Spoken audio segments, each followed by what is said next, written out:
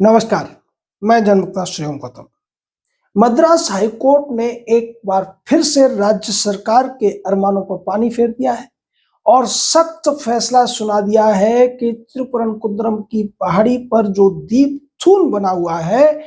उस पर भक्तों को दीप जलाने से रोकना गलत है और उन्हें दीप जलाने से नहीं रोका जाना चाहिए, उन्हें इसकी इजाजत होनी ही चाहिए।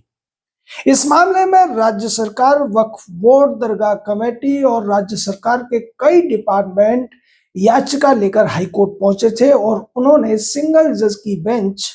जिसमें जस्टिस जी.आर. स्वामीनाथन ने फैसला दिया था कि दीप थून पर दीपक जलाने से रोका नहीं जा सकता है और उसके खिलाफ जो धाराएं लगाकर लॉ एंड ऑर्डर का मामला बनाकर, चाहे पुलिस के कमिश्नर हो या डीएम ने जो कोशिश की थी, वो साफ तौर पर कोर्ट की अवमानना माना था जस्टिस जी.आर. स्वामीनाथन ने। उसके खिलाफ याचिका लगाई गई थी। इस याचिका की सुनवाई कर रही थी दो जजों की बेंच, जस्टिस जी जयचंद्रन और जस्टिस के रामकृष्णन इसमें थी।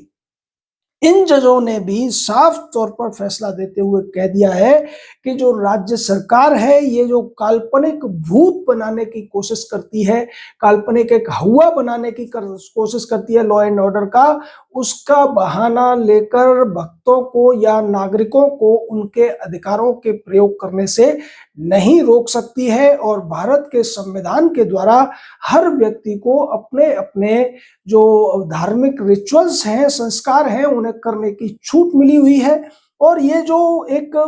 एप्रीहेंशन बनाया जा रहा है, एक आशंका जताई जा रही है कि ऐसा करने से दूसरे समुदाय के लोग नाराज हो जाएंगे, लॉ एंड ऑर्डर की सिचुएशन खराब हो जाएगी, तो ये सिर्फ और सिर्फ तभी हो सकता है कि जब राज्य सरकार ऐसा कराना चाहती हो। यानी कि लॉ एंड ऑर्डर की सिचुएशन खराब करने का पूरा जिम्मा अब हाई कोर्ट ने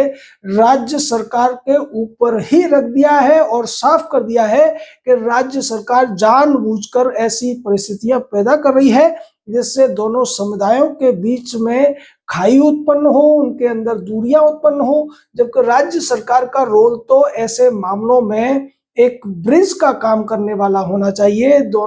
दो अगर समुदाय हैं तो उनके बीच में सामंजस्य बिठाने का काम करना चाहिए, लेकिन राज्य सरकार अपनी राजनीति करने के लिए ऐसा करती हुई प्रतीत हो रही है। अब ऐसा जो टिप्पणी आई है और ऐसी टिप्पणियां लगातार हाईकोर्ट की तरफ से आ रही हैं, उसके बावजूद जो मद्रास में बैठी हुई तमिलनाडु की ये जो डीएमके सरकार है, वो सुधरने का नाम नहीं ले रही है। वो अपने तौर तरीके नहीं बदल रही है, वो अपनी तुष्टीकरण की राजनीति को रोकती हुई नजर नहीं आ रही है। दूसरे तरफ मद्रास हाईकोर्ट और उसकी जो मदुरई बेंच है, वहां पर जो जज है वो किसी भी तरीके से राज्य सरकार से न डरते हुए राज्य सरकार को बार बार संवैधानिक शक्तियों का प्रयोग करते हुए ये याद दिलाने की कोशिश कर रहे हैं कि जब तक हाई कोर्ट में बैठे हुए जज संविधान के प्रति निष्ठावान है, राज्य सरकार अपनी मनमानी नहीं कर सकती है, लोगों पर दमन चक्र नहीं चला सकती है,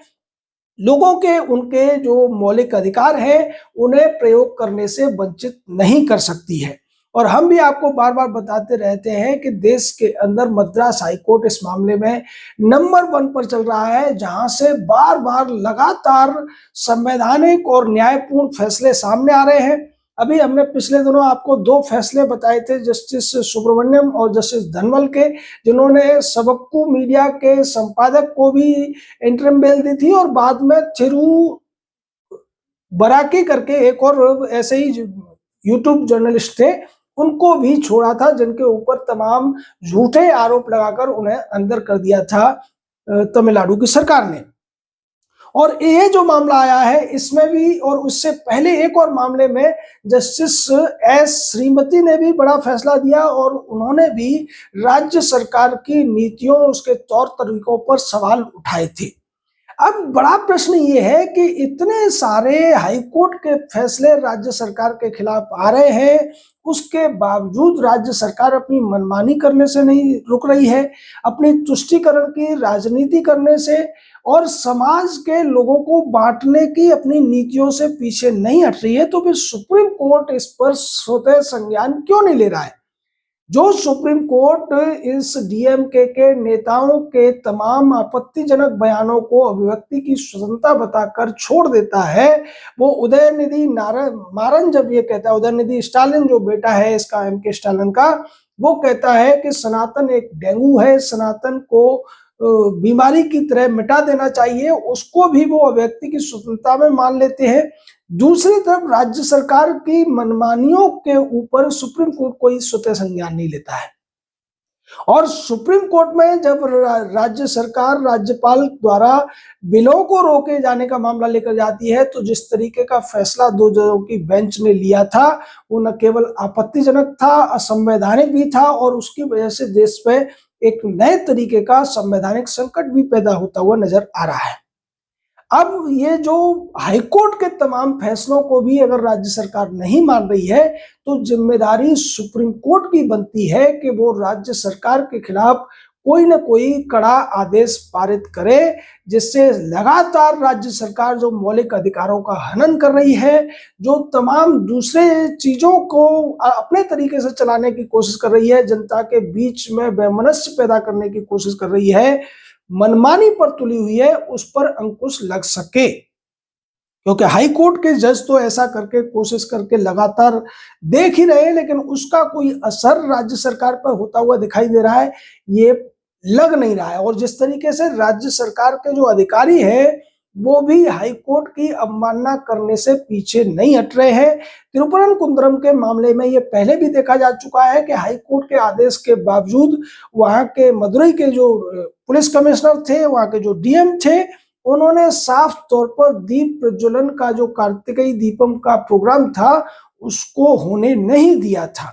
उसके बाद ये मामला लगातार हाई कोर्ट में आ रहा है, और हाई कोर्ट जिस तरीके से राज्य सरकार को बार बार आदेश दे रहा है, लेकिन राज्य सरकार इस मामले में जो ढीठपना दिखा रही है, जिस तरीके से ऐसा लगता है कि वो सनातनी लोगों को अपने धार्मिक तीज त्योहार भी नहीं मनाने देना चाहते हैं। इसी मामले में जो जज थे, उन्होंने सवाल भी किया कि क्या कुछ लोग अगर अपनी धार्मिक भावना के तहत वहां दीपक जला लेंगे, तो उससे कैसे राज्य के दूसरे लोगों को परेशानी हो सकती है। भाई, ज्यादातर लोग अपने अपने जो धार्मिक स्थल होते हैं, वहां अपने रीति रिवाजों का, अपने जो उनके संस्कार होते हैं, रिचुअल्स होते हैं, उनका पालन करते ही करते हैं। तो फिर तिरुपरम कुंद्रम, जहां पर कि भगवान मुरुगन का सुब्रमण्य स्वामी के नाम से मंदिर है, वहां अगर दीप जलता है, वहां दूसरे रिचुअल्स होते हैं, तो दूसरे लोगों को क्या आपत्ति होनी चाहिए। ये जो दरगाह वाले थे, इन्होंने दलील देने की कोशिश की कि उन्हें 1920 से जब से जमीन अलॉट हुई है, तो इस पर उनकी भावनाओं के अनुसार ये सब नहीं होना चाहिए।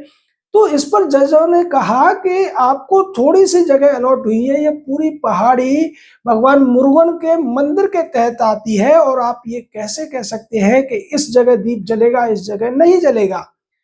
दलील ये भी दी गई कि जो दीप स्तंभ जिसे बताया गया है, जैसे दीप थून बताया गया है, वो दरअसल कुछ लोगों ने रहने के लिए जगह बना ली थी, वो दीपक जलाने के लिए नहीं है। इस पर भी कोर्ट ने साफ कर दिया है कि अगर वहां लोग परंपरा के अनुसार दीपक जलाते आ रहे हैं, तो राज्य सरकार ये तय नहीं करेगी कि यहाँ दीप जलेगा और यहाँ दीप नहीं जलेगा। और साल में एक बार ये दीप जलता है, तो फिर राज्य सरकार को या फिर किसी भी व्यक्ति को इस पर कोई आपत्ति नहीं होनी चाहिए। अब एक जनरल सवाल बनता है कि ये जो तमिलनाडु है, मदुरई है, ये भारत में ही है, ये उसी भूमि पर है जहां ये सारी सनातनी संस्कृति चल रही है, ये किसी दूसरे देश में नहीं है, ये सऊदी अरब या मक्का मदीना में नहीं है, जहां पर आप इस तरीके की गतिविधियां करने से सनातन संस्कृति मानने वालों को रोके। और भारत चूंकि सभी संस्कृतियों का सम्मान करता है, सहिष्णुता का सबसे बड़ा उदाहरण भारत है, उस जगह भी अगर इस तरीके की चीजें देखने को मिलेंगी, तो फिर इसको कैसे बर्दाश्त किया जाएगा। इस पूरे मामले में राज्य सरकार एक बार फिर से पूरी तरीके से एक्सपोज हो गई है। एक सवाल और है कि जो दूसरी इंडी अलायंस की पार्टियां हैं, वो क्यों मनमानी जो कुछ कर रही है डीएमके सरकार, उसके खिलाफ उनसे सवाल नहीं करते हैं। क्या अखिलेश यादव अपने आप को सनातनी नहीं मानते हैं? या ममता बनर्जी तो खैर पहले ही घोषित कर चुकी है कि वो तुष्टीकरण में किसी से पीछे नहीं है। शरद पवार की पार्टी हो या फिर जो सोनिया गांधी और इनके जो खैर इनका परिवार तो अपने आप को सनातनी नहीं मानता है, लेकिन कांग्रेस के ज्यादातर लीडर तो सनातनी ही हैं। ये सब जितनी पार्टियां डीएमके का समर्थन करती हैं और इन्होंने जब ये डीएमके वाले जी आर स्वामीनाथन जी के खिलाफ महाभियोग का प्रस्ताव भी लेकर आए थे, तो उस समय अखिलेश यादव भी उस जगह दिखाई दे रहे हैं, प्रियंका वाड्रा भी वहां दिखाई दे रही है, दूसरे उद्धव की पार्टी के नेता भी वहां हैं। यानी कि ये सबके सब इस मामले में ऐसा लगता है इनडायरेक्टली या डायरेक्टली डीएमके सरकार के साथ दिखाई देते हैं। और ऐसा लगता है कि इन सबको भी एक उम्मीद जो नजर आ रही है सत्ता वापसी की, वो सिर्फ और सिर्फ तुष्टीकरण की राजनीति में दिखाई देती है। इन्हें सनातनियों से कोई मतलब नहीं है। ये चीज भी जनता को अच्छी तरीके से समझ लेनी चाहिए। आपका इस पूरे मामले पर क्या कहना है, इस फैसले के बारे में क्या कहना है, अपनी राय दीजिए, हमारे साथ जुड़ रहिए। जय हिंद, जय भारत।